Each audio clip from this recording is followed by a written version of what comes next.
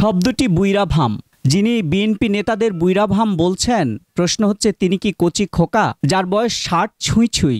৫৮ বছর বয়সে কাউকে যখন বুইড়াভাম বলে আক্রমণ করেন তখন ওই কচি খোকাকে মানুষ দেখতে চায়। দাড়ি গোঁফ সব পেকে গেছে, চুলে কলপ করে নিজের বয়স কিছুটা ঢেকে রেখে অন্যদের বুইড়াভাম বলতে বেশ মজাই লাগে। আবার তিনি যে সারা জীবন কচি খোকাই থেকে যাবেন তাও তিনি প্রকৃতির কাছ থেকে সার্টিফিকেট নিয়েছেন। অপরদিকে যে অভিযোগে বিএনপি নেতাদের আক্রমণ করেছেন সে অভিযোগও ভিত্তিহীন। যারে দেখতে নারী তার চলন বাঁকা। একজন অ্যাক্টিভিস্ট রাজনীতিতে নোংরামিকে প্রশ্রয় দিয়ে যাচ্ছেন অন্যকে অপমান করে। সেই কচি খোকা বলছেন জুলাই যোদ্ধাকে ভ্রুক্ষেপ করেননি বিএনপি নেতারা, অথচ দেখা যায় ওই আহত যোদ্ধা ব্যারিস্টার আন্দালিব রহমান পার্থের সাথে ছবি তুলতে যাচ্ছিলেন। এছাড়া বিএনপির ১ জুলাই ২০২৫-এর প্রোগ্রামে জুলাই যোদ্ধাদের দেখভালের জন্য আলাদা স্বেচ্ছাসেবক নিয়োজিত ছিল। স্টেজে উঠানামার সময় নিয়োজিত স্বেচ্ছাসেবকরা যথাযথভাবেই দায়িত্ব পালন করেছেন। সুদূর প্রান্স থেকে অনুমান করে অ্যাক্টিভিজম করলে এরকম কচি খোকার মতো না বুঝে যে কাউকে বুইড়াভাম বলে তুচ্ছ তাচ্ছিল্য করা যায়। সময়ের আবর্তনে তারাও আবার তুচ্ছ তাচ্ছিল্যই থেকে যান।